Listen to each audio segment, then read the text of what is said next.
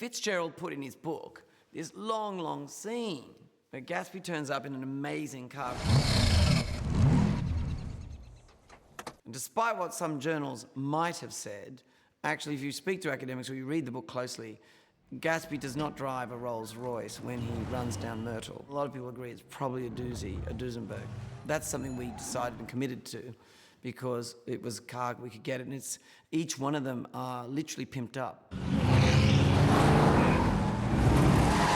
Now the thing is that Fitzgerald, because cars were modern, like airplanes were modern, wanted to put a big scene in a car.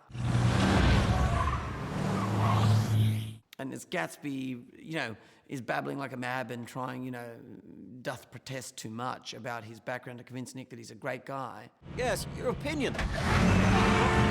I don't want you to get the wrong impression from all these bizarre accusations you must be hearing. A pack of lies, I guarantee. You've heard the story.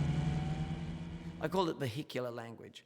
I wanted to match Fitzgerald's sense of driving in this the way he describes it. Our wings spread through Astoria and the way the car was and the driving, and we were in like a glass house. I mean, it was a fantastic journey for Nick.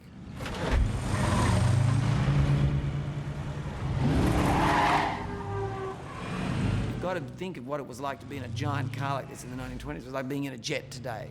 There are two little known facts. Actually, we sent someone to scout looking for Duesenbergs. We luckily enough found them in a museum, I think, in North America. They found one, and not only one, we needed two. So we brought them back and we tested them, and they were essentially, they are real, but they've got modern internals because you never want it breaking down 5 minutes and so on and so on. So it worked really well. Problem is, it had to sound real. So where do we get the real sound of a real Duesenberg? Well, we go to the world's biggest collector of Duesenbergs, a gentleman by the name of Jay Leno. That's right, the same Jay Leno of the Jay Leno legendary talk show. So I'd been on Jay's show once before. I sent him a note, look, Jay, would you mind terribly if we sent our wonderful head sound recorders, Wayne Pashley, to record the sound of one of your probably, 50 Duesenbergs? Yes, comes the reply, but I must drive it. So I think it's so curious that when you hear all of that roaring engine and driving of the Duesenberg, it's actually Jay behind the wheel of the Duesenberg, Jay Leno going, "Rrr." And then came finding the Duesenbergs, then came building the Duesenbergs, then came the madness that we were washed out 5 times.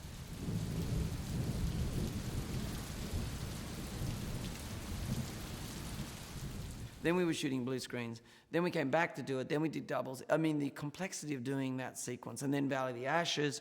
And I must tell you, and I don't want to be a spoiler, so spoiler alert, but there's not a single frame of reality from the moment they leave the Valley of the Ashes. Every single thing, every part of the High Line, every person, everything in there, the bridge, everything is digital.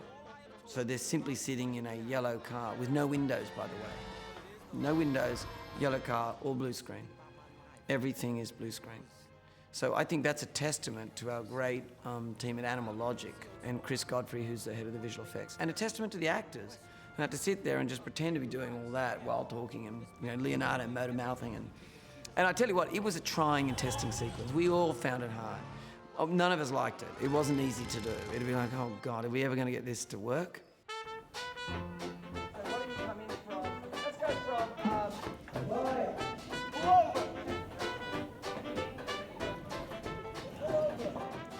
Yeah, I'm the driver. The plan is we need 4-wheel steering here to make the bike kind of move and then crab sideways, because vehicles at the speed don't move like that. They move kind of like that. Doug, my colleague in the green suit, is the motive power for the whole rig, and we choose to go that way because it's the most flexible way to do things on set.